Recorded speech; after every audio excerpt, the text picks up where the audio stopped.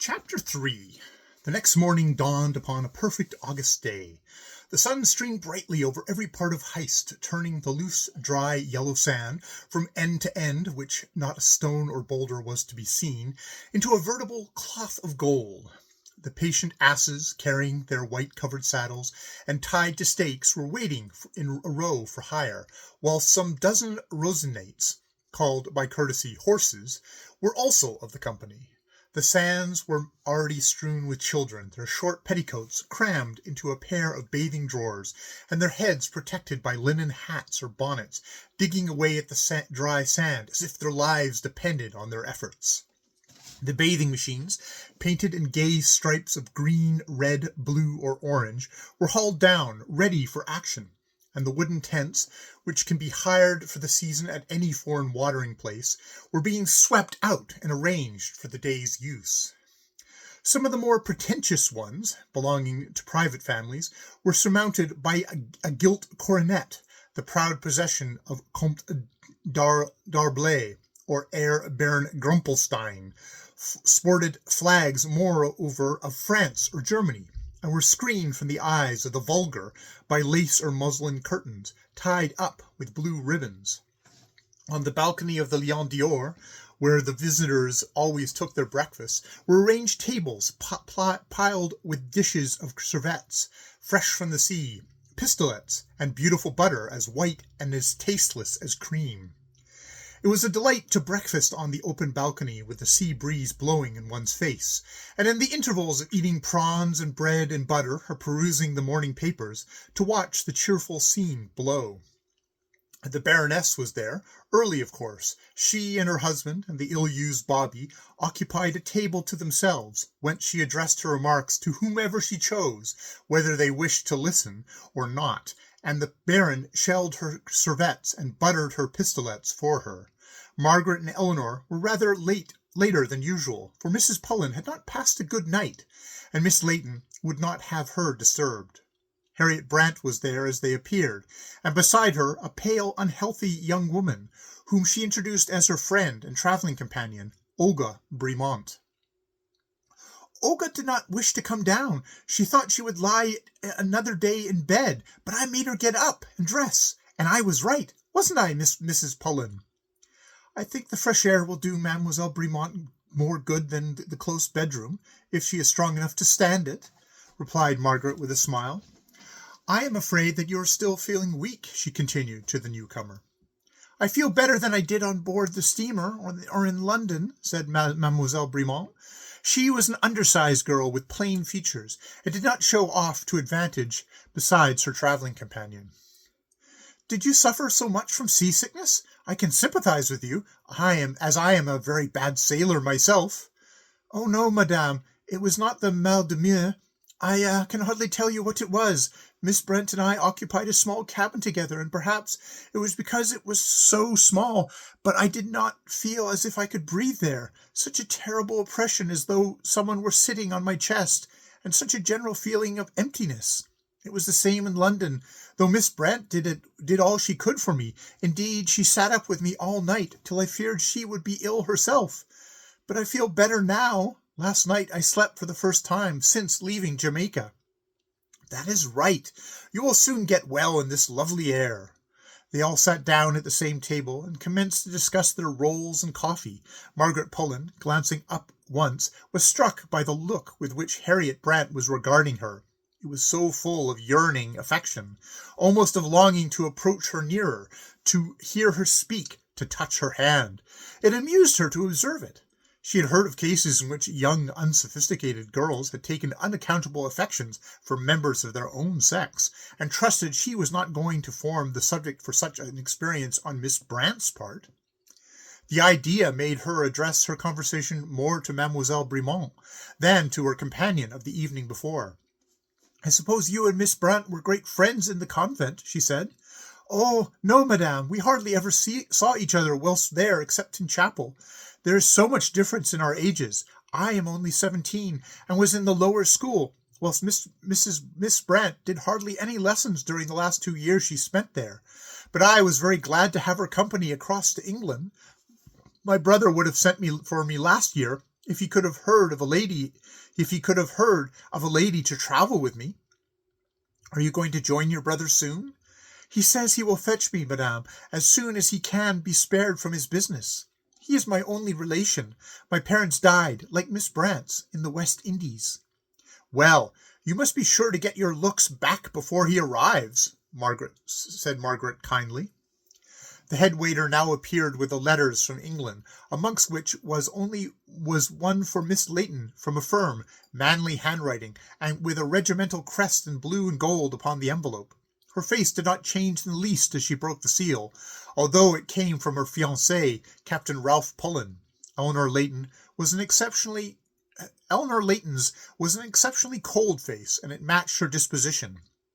She had attractive features, a delicate nose, carved as if in ivory, brown eyes, a fair rose-tinted complexion, and a small mouth with thin, firmly closed lips. Her hair was bronze-colored, and it was always dressed to perfection.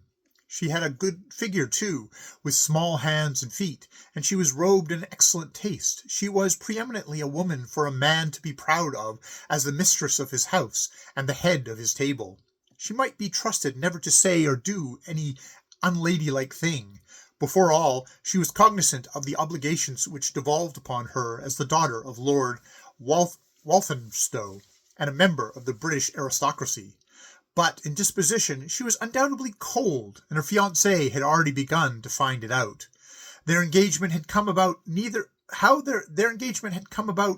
them quite knew how, but he liked the idea of being connected with an aristocratic family, and she was proud of having won a man for whom many caps had been pulled in vain. He was considered to be one of the handsomest men of his generation, and she was what people called an unexceptional match for him. She was fond of him in her way, but her way was a strange one. She called the attitude she assumed towards him a proper and ladylike reserve, but impartial spectators, with stronger feelings, would have deemed it indifference. However, like the proverbial dog in the manger, whether she valued her rights in Captain Pullen or not, Miss Layton had no intention of permitting them to be interfered with. She would have died sooner than admit that he was necessary to her happiness. At the same time, she considered it due to her dignity as a woman never to give in to his wishes when they opposed her own, and often when they did not. She displayed no particular enthusiasm when they met, nor distress when they parted.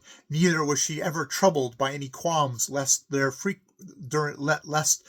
their frequent separations he should meet some woman whom he might perchance prefer to herself.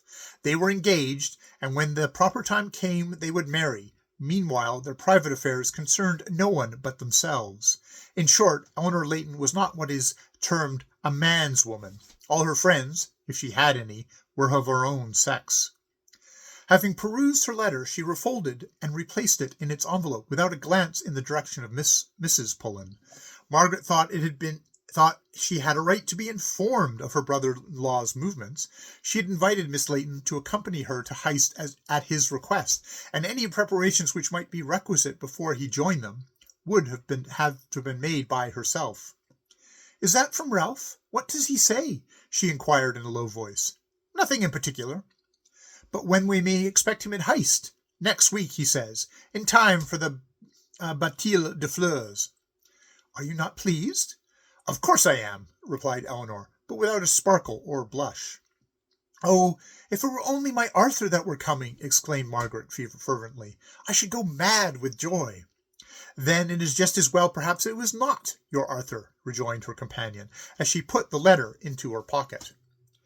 "Now, Bobby," announced the strident tones of the Baroness Gobley from the other side of the balcony, "leave off picking the shrimps. You've had more than enough. Ain't bread and butter good enough for you? What do you want next?"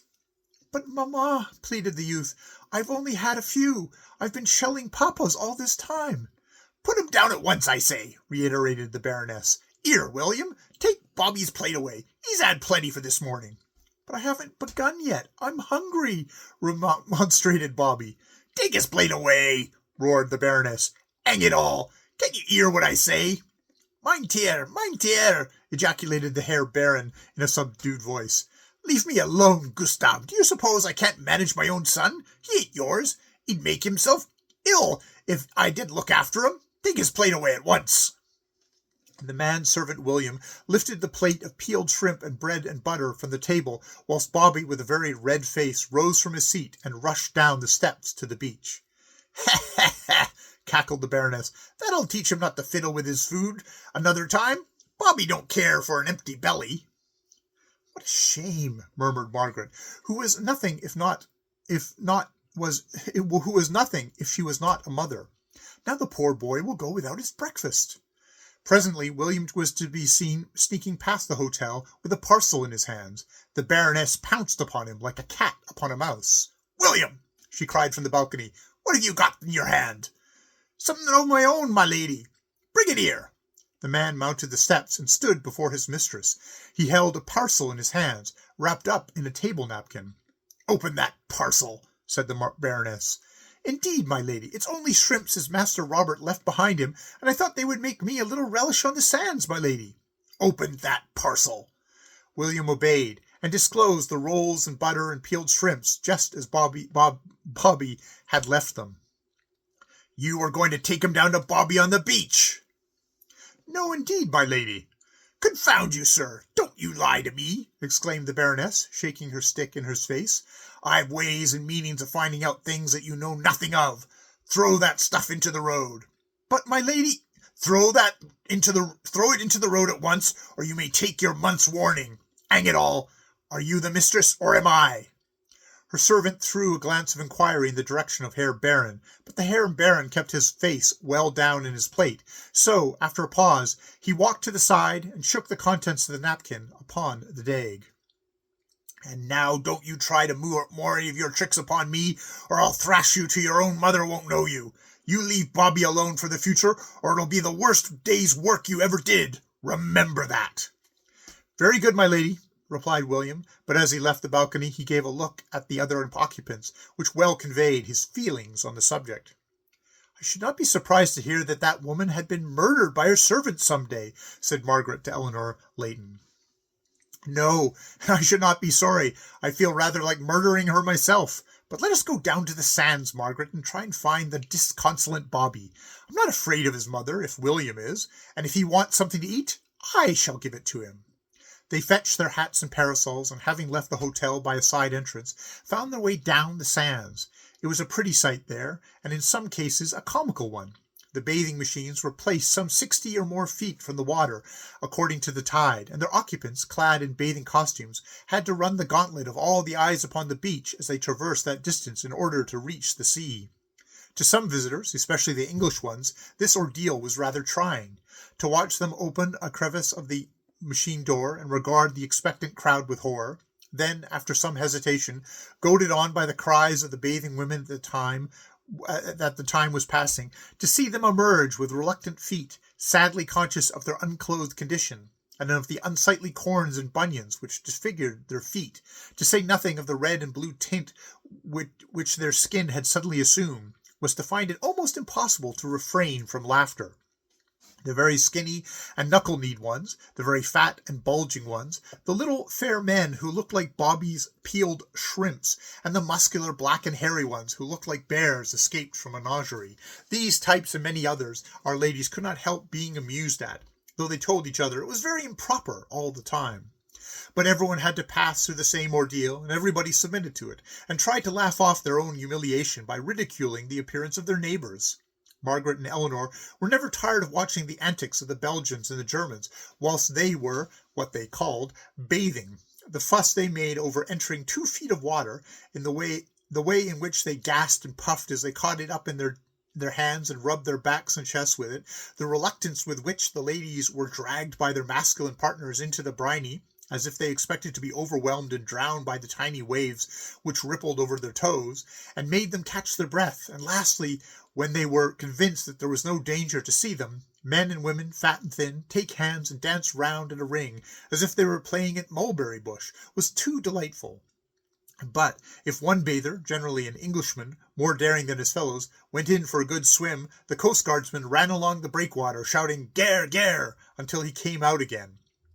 "They are funnier than ever today," remarked Margaret after a while. "I wonder what they will say when they see Ralph swimming out next week. They will be frightened to death. All the Pullens are wonderful swimmers. I have seen Anthony Pennell perform feats in the water that made my blood run cold, and Ralph is famous for his diving."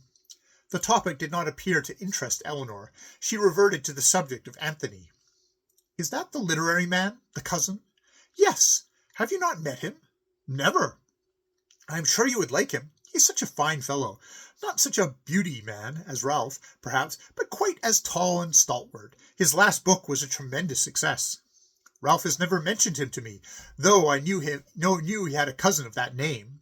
"Well, if you won't be offended at my saying so, Ralph has always been a little jealous of Anthony. At least so Arthur says. He outstripped him at school and college, and the feeling has its foundations there. And anyone might be jealous of him now. He has shown himself to be a genius."